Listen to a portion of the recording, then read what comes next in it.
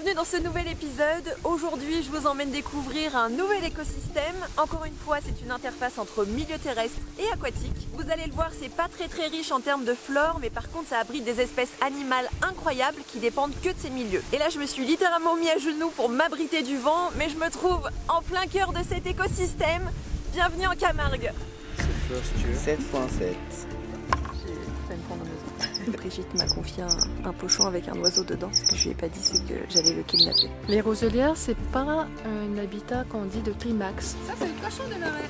Le cochon des marais. On estime qu'on a perdu à peu près 90% des roselières depuis l'ère industrielle. Ça, c'est une bouscade de cette type. J'allais le dire. Bon, je vous propose qu'on se retrouve demain matin à la Tour du Vala parce que là, il y a un peu beaucoup de vent.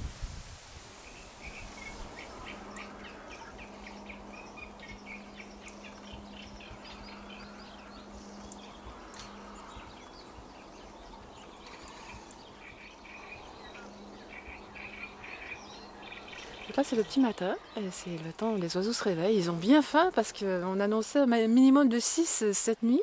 Donc là, ils s'activent pour aller chercher des insectes, pour continuer à faire les graisses, pour pouvoir peut-être continuer leur route migratoire. Donc on va aller voir ça, ils sont dans les filets juste là-bas.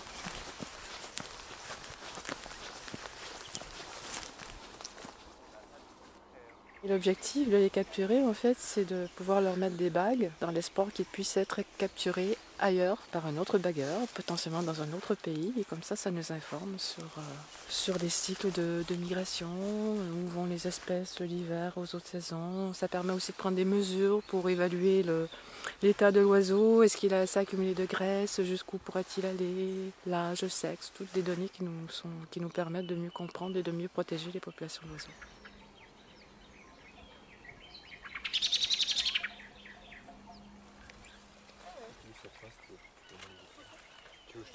Je vais juste te poser la bague.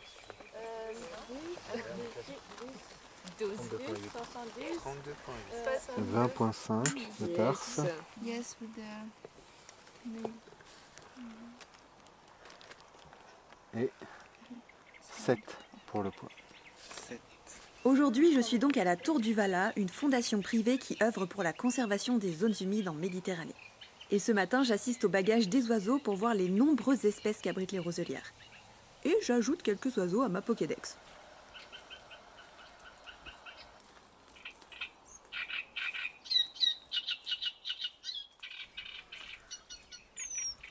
Une roselière, il y a le sens strict et le sens large. Donc au sens strict, c'est une formation constituée par le roseau commun, qui est l'espèce que l'on voit derrière nous. C'est pas vraiment une espèce aquatique, dans la mesure où le système racinaire pousse bien dans un sol et qui peut être gorgé d'eau, voire inondé, au moins certaines parties de l'année, mais on a des parties aériennes aussi qui sortent de l'eau.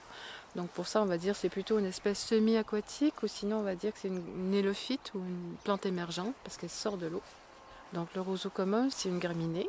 C'est la plante à fleurs qui a la plus grande distribution dans le monde. On la retrouve sur tous les continents, sauf l'Antarctique. Les roselières, c'est pas un habitat qu'on dit de climax. Donc c'est pas un habitat qui arrive à l'équilibre et qui perdure comme ça pendant des siècles. Parce qu'elle produit justement beaucoup de matière végétale et va avoir tendance à s'accumuler, cette matière-là, ce qui contribue à rehausser le sol. Donc le roseau qui commence à pousser des pieds dans l'eau, éventuellement il se retrouve hors de l'eau. Et là, il y a des espèces terrestres qui vont s'installer. Et du coup, la roselière va évoluer vers une forêt avec le temps.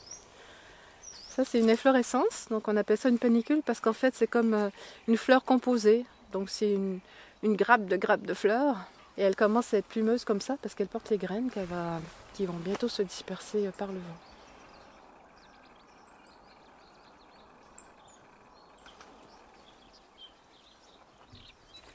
Bon, du coup, ce matin, on est plutôt dans le côté terrestre des roselières pour assister à la capture de tous les petits oiseaux qu'on peut trouver ici. Et cet après-midi, on ira visiter le côté un peu plus aquatique. On pense qu'on voit.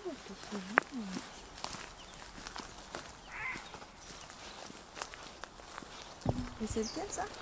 Ça, c'est une mésange rémise. J'en ai jamais. Donc une petite rémise penduline. Donc c'est une espèce qu'on n'a que en migration ici. Qui a un joli masque. Donc c'est un mâle. Dans les oiseaux, donc très spécifiques aux roselières, on a la rousserolle effarvate, la rousserolle turdoïne, qui sont deux espèces migratrices, donc qui vont passer l'hiver au sud du Sahara, s'il vous plaît. On a dans les espèces résidentes la lucignole à moustache, le bruant des roseaux, qui sont là toute l'année. Mais ça ne veut pas dire que les individus sont sédentaires, hein. Ils peuvent quand même effectuer des mouvements migratoires. On a j'ai oublié, pas gentil, la panure à moustache qui elle aussi fait partie des espèces qui sont présentes à l'année. On peut avoir aussi un cortège d'espèces comme le martin pêcheur, comme la bouscarle sétie qui est souvent pas très loin. Et puis au niveau des hérons, on a le héron pourpré qui en Camargue va nicher même dans les roseaux alors qu'ailleurs il va plutôt nicher dans les arbres. Même chose pour le héron cendré. Et on a même maintenant des ibis fascinelles qui nichent en roselière. Ce milieu aussi qui n'est pas spécifique à, mais qui est utilisé beaucoup comme dortoir par les hirondelles, par les tourneaux aussi l'hiver. Faut penser que pour nous c'est merveilleux d'avoir un petit oiseau comme ça, mais pour elle c'est pas son jour, hein. C'est un petit peu stressant tout ça, donc allez, attends.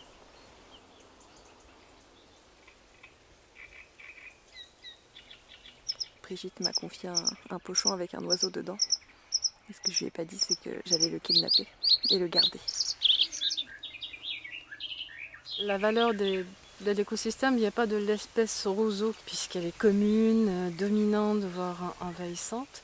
Mais c'est plus un écosystème pour abriter un certain nombre d'espèces qui, elles, sont vulnérables parce que, bon, en conservation, on a tendance à donner plus de valeur aux espèces qui sont plus rares parce qu'on considère que le risque qu'elles disparaissent est plus élevé et qu'il faut prendre des mesures donc, pour les protéger. Et donc, dans le cas des roselières, ce n'est pas un habitat inscrit à la directive européenne, mais c'est un habitat qui regroupe plusieurs espèces d'oiseaux qui sont inscrites à la directive européenne pour les oiseaux.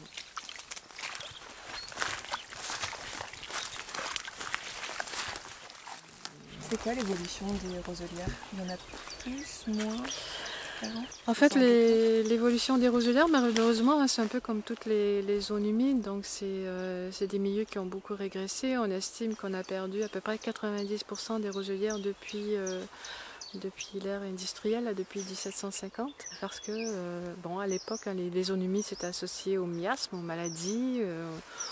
On les drainait aussi pour les valoriser en terre agricole, en zone urbaine. Donc les roselières n'y ont pas échappé.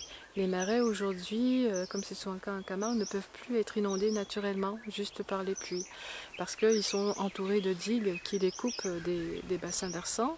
Donc souvent on est obligé de faire une gestion active, donc d'ouvrir des ouvrages, des martelières ou des vannes pour laisser rentrer l'eau au moins certaines périodes de l'année pour que le roseau puisse se maintenir. Et donc la roselière va évoluer vers un milieu terrestre à force d'accumuler la matière végétale. Mais avant on peut penser qu'il y avait des roselières qui disparaissaient à des endroits et d'autres qui apparaissaient ailleurs lorsque les niveaux d'eau augmentaient et que les conditions devenaient favorables au développement de la roselière. Alors que comme aujourd'hui on essaie de maintenir des niveaux d'eau le moins fluctuants possible, le plus stable, il n'y a plus cette possibilité vraiment de création un peu spontanée, on va dire, de nouvelles roselières. Petite transition flamand rose parce qu'on change de lieu, direction le centre de découverte du Scamandre, en plein cœur de la réserve naturelle régionale, pour voir le côté un peu plus aquatique des roselières. Et oh là là, c'est beau. Bon, ils annoncent des petites rafales, mais bon, ça va aller. Ça, c'est le cochon des marais. Le cochon des marais. Le raldo. De son petit nom, le cochon des marais.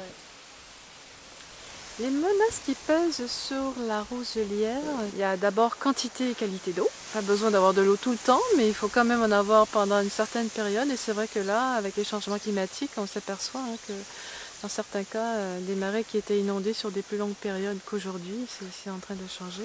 Après, en termes de qualité, le roseau, puisqu'on l'utilise dans des stations d'épuration, ça veut dire qu'il peut quand même tolérer des eaux assez riches en nutriments, mais c'est aussi jusqu'à un certain point, notamment des conditions d'eutrophisation avancée ou manque d'oxygène dans le sol et dans l'eau, qui peuvent mener à la régression et à la transformation de roselières en milieu ouvert. Après, c'est sûr qu'on peut avoir des conditions si c'est trop salé, le roseau qui est quand même tolérant au sel va finir par disparaître lui aussi. Et puis il y a l'atterrissement, qui est l'accumulation de matière végétale qui fait que la roselière va sortir du sol et va évoluer vers un milieu plus terrestre. Et puis une des choses que le roseau ne supporte pas, c'est le pâturage en continu. Si on laisse du bétail là où il y a du roseau vert qui pousse, eh bien, il va manger le roseau au fur et à mesure que les tiges sortent de terre parce qu'elles sont très bonnes, très riches en protéines, très faciles à digérer. Mais éventuellement, ça épuise le rhizome qui n'a pas la chance de refaire ses réserves. Et là, le roseau va disparaître au profit souvent du cirque qui lui est plus tolérant.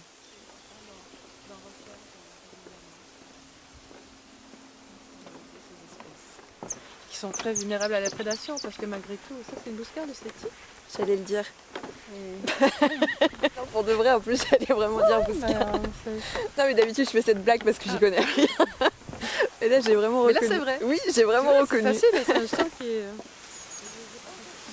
Donc en fait, les zones humides, de façon générale, rendent plein de services à l'homme. Et c'est souvent encore plus vrai quand il y a du roseau dans le décor. Donc le roseau a une fonction épuratoire, amélioration de la qualité de l'eau. Il va aussi stabiliser les berges grâce à son système racinaire. Il va aider à épancher les crues aussi. Quand on a une rivière qui déborde, le roseau va beaucoup ralentir l'eau. Ça peut permettre de réduire des inondations de zones habitées en aval. C'est un milieu qui procure des matériaux, du gibier d'eau, qui procure de l'herbe de la pâture pour les animaux, même si on a vu, il ne faut pas non plus trop en abuser. C'est un élément structurant des paysages, donc on peut dire au niveau paysager, le roseau c'est aussi quelque chose qui a sa valeur. C'est évidemment un habitat à espèces d'intérêt patrimonial important, donc c'est un réservoir de biodiversité. Donc voilà.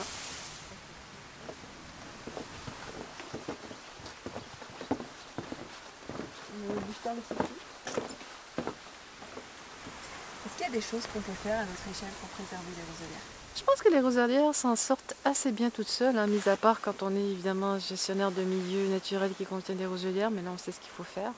Je pense qu'il faut voir le roseau comme notre ami, comme une plante qui s'adapte même à nos pires bêtises parfois et qui peuvent même nous rendre plein de services et c'est important de les préserver, de ne pas contribuer à la destruction des habitats naturels que l'on fait de façon générale en encourageant aussi le développement, la surconsommation qui se fait toujours au détriment d'espaces naturels qui sont de plus en plus restreints alors qu'on en a pourtant bien besoin. Merci beaucoup d'avoir regardé cet épisode, j'espère que vous avez appris des choses. Moi je repars avec plein de connaissances et quelques piqûres de moustiques. Comme d'habitude, si vous souhaitez soutenir mon travail, vous pouvez liker, commenter, partager cette vidéo, c'est toujours la même chanson. Je vous invite à aller sur le site Biodiversité Tous Vivants si vous voulez découvrir d'autres interviews de personnes qui travaillent sur les roselières. Et moi je vous dis à très vite pour un nouvel écosystème.